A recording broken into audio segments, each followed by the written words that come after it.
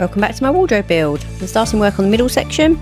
I've made the framework from some offcuts that I had from the other pieces, so I didn't have to buy any more wood. As it was a lovely day, I managed to get in the garden and get everything cut. Then I did a little dry fit just to make sure that everything was fitting properly. So I did the same as I've done before. I pre-drilled all my holes and countersunk them, and then I assembled everything. I started with one shelf in the middle, but later on you'll see I added some more shelves, but I'll come to that later. I then added on the back panel and pinned it into place, and then it was time to get it fitted.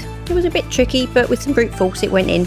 And I got it all screwed into place. So now that bit's done, I need to build a box around the telly. I've sat the bottom on already, and now this side piece needs a little notch cut out of it for the wire to sit in. So I'm just going to use my multi-tool just to take a little bit out of this corner. So I'm making this centrepiece slightly differently. I'm literally just going to put the bottom, the sides, and then screw it together in place. Once that's done, I need to work on the top piece. So again, I've just dry fitted it and then assembled it on the floor exactly the same way as I've done before.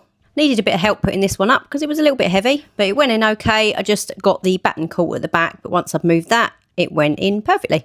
Then it was just a case of screwing the sides into the wardrobes, and then I screwed the bottom piece in, and then that gave support for the box around the telly. Then I pinned the batten in place on the top. All I needed to do now was to add the trim piece on the top and bottom.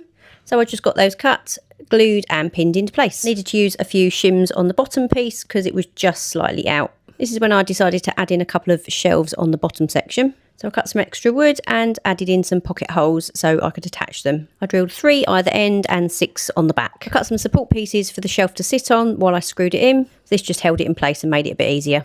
So I've decided to add 2 extra shelves in this bottom part. It's just going to give us a little bit more usable space. Then we're adding 1 shelf in the top part. This is going to be open shelving, so it just gives us somewhere to put stuff. So now the shelves are all attached, the next thing to do is go round and router all the sharp edges off. As you can see, I've covered everything up because it was a little bit dusty. And this is where we are now. So thanks for watching, and I'll see you on the next one.